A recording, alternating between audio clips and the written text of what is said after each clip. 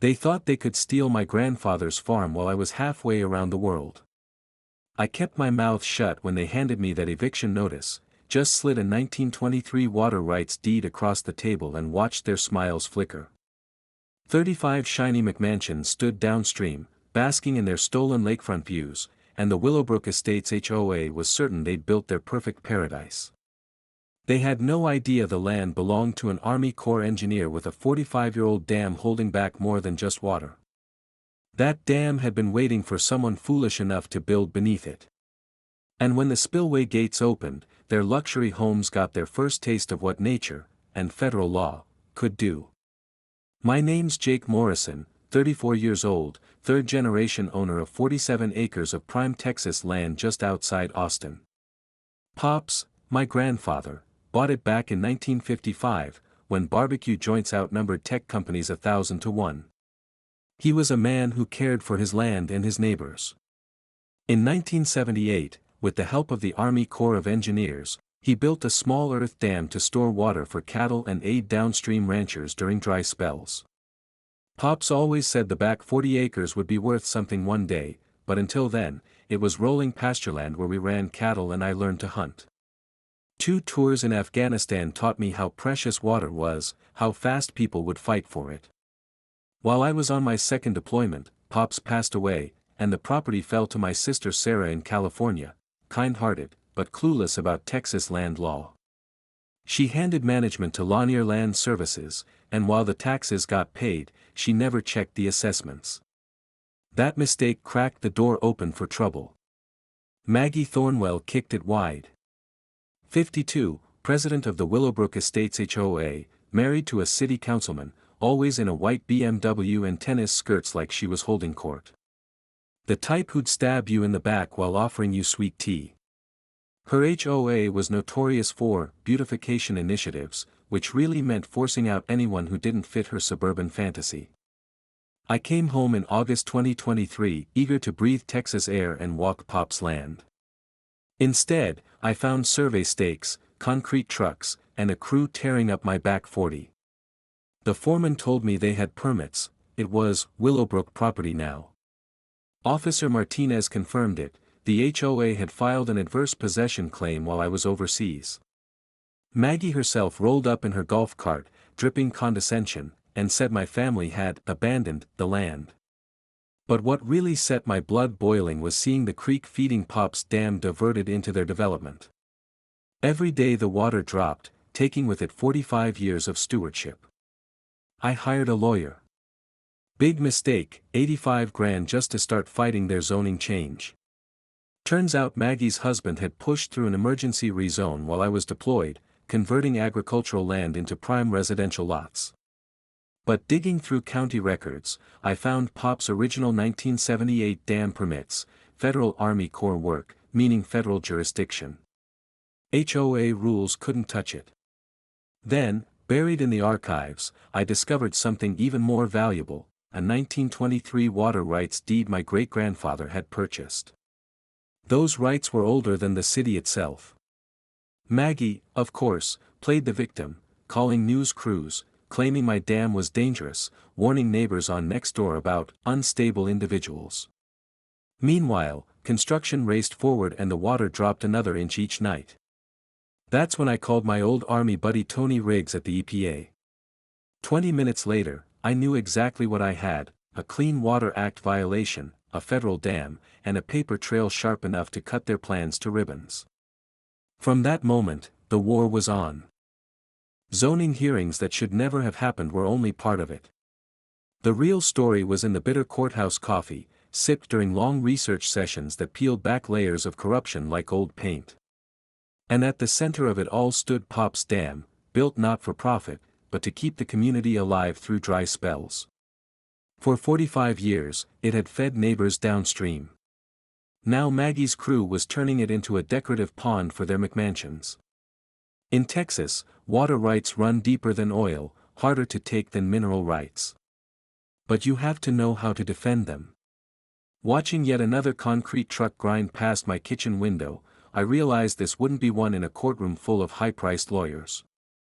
This would be one with engineering. Maggie decided to escalate. She formed a so-called neighborhood safety patrol, 3 HOA board members in matching polos who parked at my gate like a checkpoint. They photographed visitors, took down license plates, and filed suspicious activity reports with the sheriff. Complaints rolled in, loud music from my radio while I worked, unsightly structures, citations for my 1962 farmhouse, even environmental hazard reports about my septic system that had passed inspection 6 months earlier. The low blow came when Rick used his council seat to arrange a wellness check through Veteran Services. A polite but thorough social worker arrived, clipboard in hand, while Maggie sat in her golf cart, watching like a drill instructor. Then came the full force of bureaucratic warfare: building inspector, fire marshal, health department, animal control, all in one day. Minor violations piled up with major price tags. My porch, the inspector claimed, needed $8,000 in foundation work. I recognized the tactic instantly. In war zones, you overwhelm local officials with red tape until they surrender.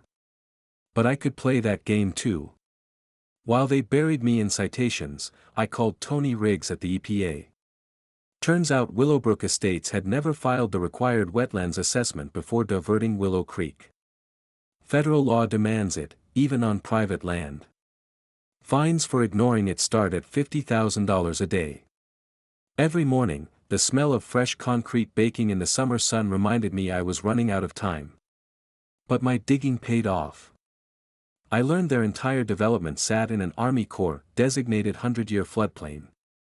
At first, insurers refused coverage.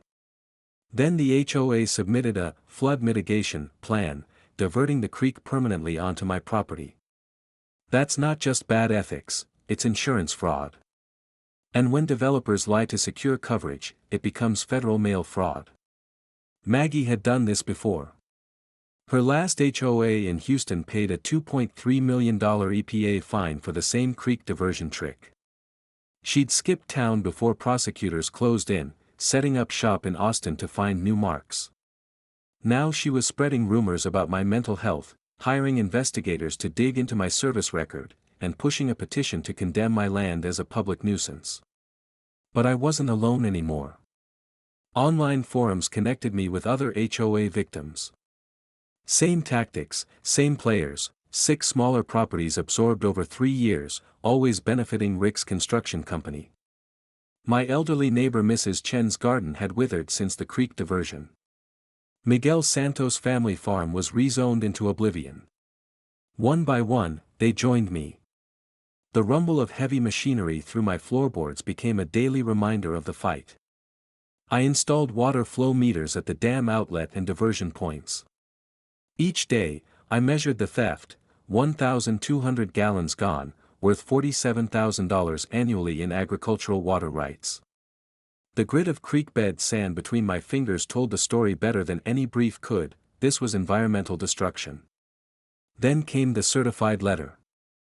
Eminent domain. A hearing in 2 weeks. The city was calling it public safety. Maggie went for the kill, offering me $180,000 for land appraised at $890,000. The paper ran a hit piece labeling me a troubled veteran, blocking community progress.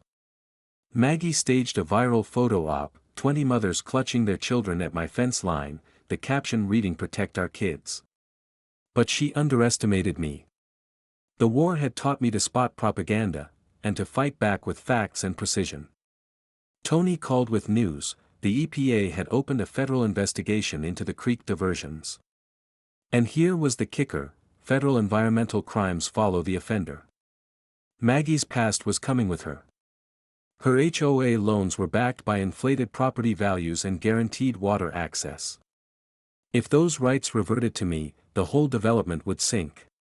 Her panic showed. First, $400,000 cash, take it or leave it. When I refused, she flew to California to try to charm my sister Sarah. That backfired spectacularly. Sarah called me laughing about the crazy tennis woman who'd come peddling concern for her troubled veteran brother. While Maggie was burning bridges, I was building alliances. I brought on environmental lawyer Amanda Cross, a pro bono specialist in water rights. We formed a coalition with downstream farmers. Miguel produced documentation of his family's use of the creek since 1887. Mrs. Chen had photos from the 1940s of her grandfather's garden, nourished by that same water. And the local Audubon Society was ready to pounce. The diversion had destroyed nesting grounds for several protected bird species. Destroying protected wildlife while stealing water tends to bring federal eyes fast. During one of my nighttime reconnaissance runs, old habits from the army, I found something beautiful. Pop's Dam wasn't just an earthen mound. The original 1978 design included an emergency spillway with hydraulic gates, untouched since 1982. In the quiet dark, I heard water echoing through the underground channels during my tests. The mechanism still worked. It had been built for this exact scenario, controlled flooding to restore natural water flow. I ran the numbers. Restoring Willow Creek to its original path would take 2.8 million gallons. The dam, fat from recent rains, was holding 3.1. Perfect. My drone mapped the new home foundations against the old creek bed. 5 houses sat right in the historical flood channel, 3 more had basements under the seasonal high water mark. The developers had even built decorative creek beds with concrete and stones, pretty to look at, useless for real water. My spillway, on the other hand, was designed by the Army Corps for serious flood management. Then Maggie handed me the perfect justification. Her crews began pouring concrete to permanently block the old creek bed, killing the downstream ecosystem and making my spillway useless. The forecast promised heavy September rains.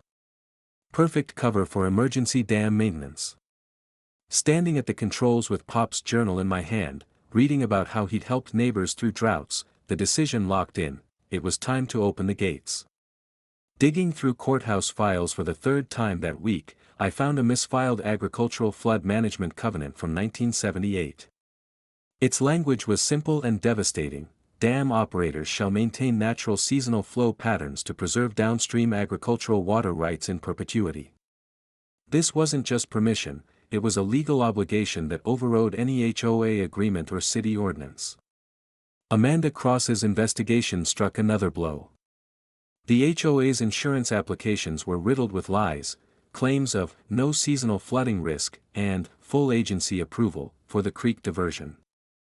That's not just civil fraud, under federal law, it's mail fraud with prison time attached. Rick's company wasn't just the contractor, he was the primary investor, pocketing profit from every house built on stolen land. He'd never recused himself from a single council vote. Tony Riggs at the EPA brought worse news for them. The diversion had wiped out the entire Guadalupe Base population in Willow Creek, a protected species. Texas Parks and Wildlife had documented the kill, but the report vanished in Rick's office before it could reach federal prosecutors. They weren't just taking land and water, they were killing an ecosystem. The smoking gun came from Amanda's banking contacts.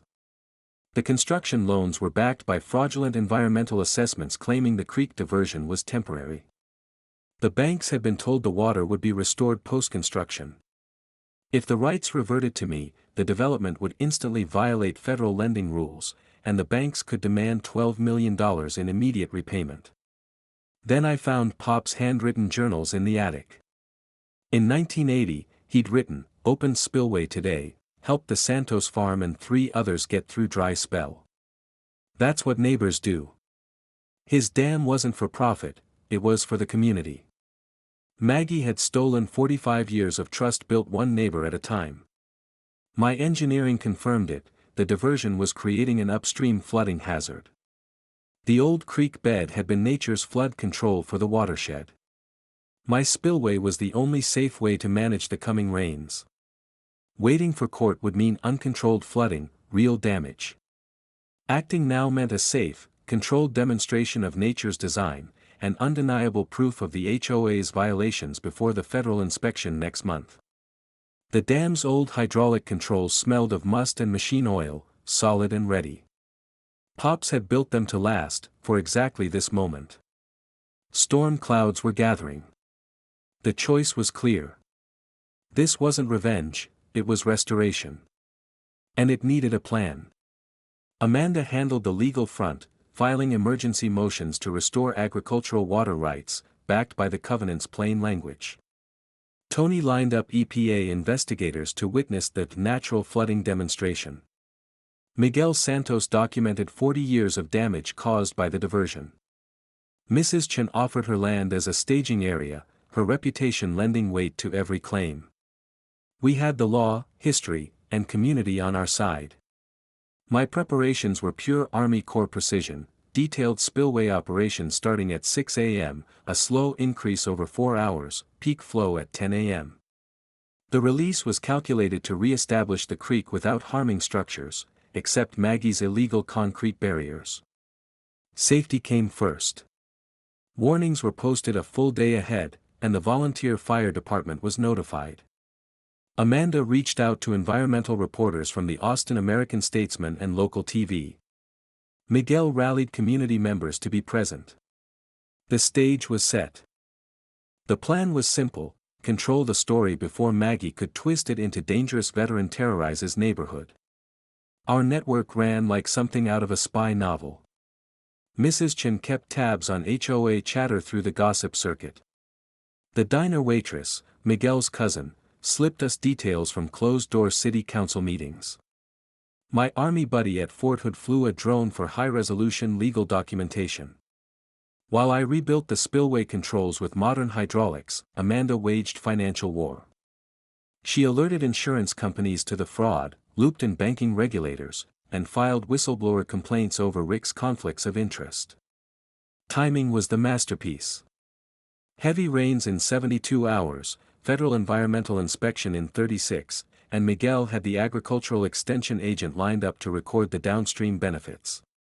Pressure from every angle, nature, law, and community, was converging right on schedule. We anticipated Maggie's counterstrikes, emergency HOA meetings, a media smear blitz, maybe even a restraining order from her pet judge. Amanda drafted legal countermeasures before they could act. Evidence preservation became our shield. I compiled full photo and video records of the diversion, secured historical images showing the original creek bed and flood patterns, and filed them under federal court protections. Notices went up in English and Spanish. The volunteer fire department was briefed. An evacuation plan, one we didn't expect to use, was drafted, just to show due diligence. Amanda kept the economic vice turning. State banking regulators received our construction loan evidence. The Texas Attorney General got our insurance fraud packet. A civil RICO case was drafted. Coordinated regulatory pressure hits harder than any single lawsuit, it forces them to fight on too many fronts. The smell of WD-40 hung in the air as I tested the gates under minimal flow. Pops had built them to last. I stocked the farmhouse with supplies and secured our comms on encrypted military-grade radios. Storms building, investigators inbound, Maggie booked for a morning TV slot, everything was falling into place. Her desperation broke the surface when she hired private security, tactical vest types who think HOA disputes are combat missions. At 2 a.m., my trail cams caught them trying to sabotage the spillway. One was caught red-handed with a bag of quickset concrete. Deputy Rodriguez, tipped off by Tony, was waiting in the shadows. The arrest was almost poetic. By sunrise, Maggie was on TV in pearls and a tremble, claiming, "This man learned to use water as a weapon in Afghanistan and now threatens to wash away children's homes." Rick played expert witness, warning of catastrophic dam failure. Meanwhile, my cameras captured every act of sabotage, every illegal trespass, evidence in an ongoing federal corruption probe. The legal hit came next. Rick pushed an emergency restraining order hearing for 6 a.m., hoping to blindside us with Judge Henry Walsh, his golfing buddy and campaign beneficiary. Amanda filed for his recusal, but we knew the fix was in. If they couldn't stop the gates legally, they'd use raw power. On the ground, 20 HOA members formed a perimeter with "Protect Our Kids" signs, live streaming to paint me as an environmental terrorist. But Miguel had gathered 30 farmers, Mrs. Chen organized a counter-demonstration with historical photos, and Amanda brought the Audubon Society and Sierra Club to witness the truth. That night, the sabotage escalated, concrete poured directly into the spillway channel to create a real flood hazard. It was more than vandalism, it was an attempted setup. I spent the night with a jackhammer, clearing the blockage, documenting every chunk as evidence. Exhaustion tasted metallic on my tongue. Rick invoked City Council emergency powers to declare my property a hazard, ordering the fire department to secure the dam. Fire Chief Martinez, one of the few honest officials left, pulled me aside. "Jake, you've got maybe 6 hours before they make me act. Make it count." Then Amanda's timing paid off. State investigators froze all HOA development insurance policies. Without coverage, Rick's construction ground to a halt. Tony advanced the EPA inspection to 8 a.m. the next day, right as the spillway would open. Maggie's last move was her dirtiest. She called Veterans Mental Health Services, claiming I'd made suicidal threats, trying to get me committed. The VA social worker arrived at 5:30 a.m. as I was prepping the controls. I had to prove my sanity while readying to flood a subdivision. Sarah called from California, her voice shaking.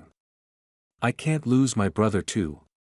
Please, Jake." For a heartbeat, I faltered, then I found Pop's final journal entry: "Sometimes you have to flood the valley to save the creek." My resolve set like cured concrete. At 7:02 a.m., everything moved. With the morning sun turning the horizon gold and federal agents standing by, I eased the spillway gates open to 25%. The sound was pure music, not a violent crash, but the steady, cleansing voice of water returning home after 18 long months. Willow Creek traced its way back into the bed it had carved generations ago, right where Pops always said it belonged. Miguel Santos dropped to one knee by the bank, cupping the cool, clear water in his weathered hands. His voice broke. "This is the water that fed my grandfather's farm for 60 years. Maggie's mask shattered the instant she realized what was happening. She shrieked at the federal agents, demanding they arrest me, her trembling voice from the morning talk shows replaced by raw panic. EPA agent Sarah Kim, calm as still water, told her plainly, "Ma'am, this gentleman is operating his agricultural flood control system under legal authority." But Maggie kept the camera rolling for her live stream, trying to paint me as a danger to children. The only problem was that no homes were flooding, just a creek finding its rightful path. Helicopters hovered. Reporters captured farmers downstream cheering as their ponds began to refill. Maggie barged into one interview, accusing me of weaponizing my military training. The reporter's eyebrows rose as he pointed out the obvious: the water was flowing exactly where it had for decades before her development blocked it. Her story cracked in real time. Rick was on the phone, bellowing into Judge Walsh's ear about property values while Amanda recorded every word, perfectly legal in Texas. Agent Kim measured the flow and confirmed it matched historical seasonal levels. Mrs. Chen's garden irrigation sprang to life. 3 farms reported fresh water for livestock. The diner owner rolled up with coffee and kolaches, grinning as he said, "My daddy farmed here. This is how it should be." Even Maggie's loyalists drifted away once they saw the truth. The financial avalanche followed fast. The state froze the HOA's insurance policies. Construction stopped cold. Maggie's own coverage teetered on the brink of cancellation over fraudulent claims. In desperation, she sent 3 concrete trucks to accidentally spill their loads across the creek. Federal agents slapped cuffs on the drivers: felony obstruction of an environmental investigation. Water levels stabilized exactly as planned: no flooding, no damage, just a restored ecosystem. City Councilman Martinez arrived to the media scrum and called for Rick's resignation on the spot. Federal investigators widened their probe into organized land fraud. Maggie's $2.3 million stake was suddenly worth nothing without stolen water rights. When she screamed across the creek that I'd ruined 35 families, my voice carried over the steady current: "No, ma'am. I restored everything. Your families can buy water rights legally, just like everyone else. She stormed off, tossing empty threats about federal lawsuits. The rest of us stayed, sharing tamales from Miguel's family, tea from Mrs. Chen, and the quiet satisfaction that comes when a community reclaims what's been stolen. By that afternoon, the courtroom was bursting at the seams. Media crews, farmers, HOA diehards, and federal agents filled every bench. Maggie traded her tennis skirt for pearls and a black dress, flanked by high-powered attorneys. I walked in with Amanda and Pop's old cowboy hat. Her lawyers spun tales of $2.7 million in damage, rolling in a psychiatrist who had never met me but claimed I was acting out combat revenge fantasies. Amanda answered with the 1978 Agricultural Covenant requiring seasonal water release. Agent Kim testified the flow matched historical patterns and caused zero property harm. Tony Riggs, in full EPA authority, laid out every federal violation the HOA had committed, from environmental destruction to insurance fraud. Walsh squirmed as the air thickened with proof of criminal conspiracy. And then Amanda called Rick to the stand. Under oath, he admitted to fast-tracking zoning changes while I was deployed and, most damning of all, revealed his personal financial stake in the development. The room went still. For the first time since this fight began, I knew we'd broken them. When Amanda played the recorded phone conversation about destroying property values, Rick completely lost it. "This is a federal setup," he shouted, storming toward the exit. His own words, captured on audio, exposed the conspiracy far better than any prosecutor could. But the real emotional impact came from the community's testimony. Miguel Santos spoke with a voice breaking as he described how 3 generations of farming were wiped out by the creek diversion, his grandfather's dreams dying along with the stolen water. Mrs. Chin shared photos of her family garden, once lush and green, now brown and withered after the diversion. Her quiet dignity spoke louder than any legal argument. Fire Chief Martinez testified that the spillway operation was carried out professionally, with 0 safety violations. Downstream property owners confirmed their agricultural water access had been fully restored. Then Maggie took the stand for what would become her final performance. "He came back from war damaged, Your Honor," she said, pointing at me with trembling fingers. "He's taking revenge on innocent families, using psychological warfare against children." She claimed I had threatened her safety and labeled the spillway operation as environmental terrorism designed to destroy property values and traumatize residents. When Amanda called me to testify, the courtroom fell silent. I presented Pop's journals, documenting 40 years of community water sharing. I explained my Army Corps engineering calculations and spoke directly to Judge Walsh. "Your Honor, I didn't flood anyone. I restored a creek that was stolen from my family and this community for 45 years. The mic drop moment came when Amanda presented the final evidence, documents showing Maggie's Houston HOA had paid $2.3 million in EPA fines for an identical creek diversion scheme. The federal prosecutor stood and announced a criminal investigation into interstate water fraud conspiracy. The courtroom erupted as the full scope of the corruption came to light. Judge Walsh had no choice. He denied all restraining order requests, ruled my spillway operation legal and beneficial, and ordered the HOA to stop interfering with federal environmental investigations.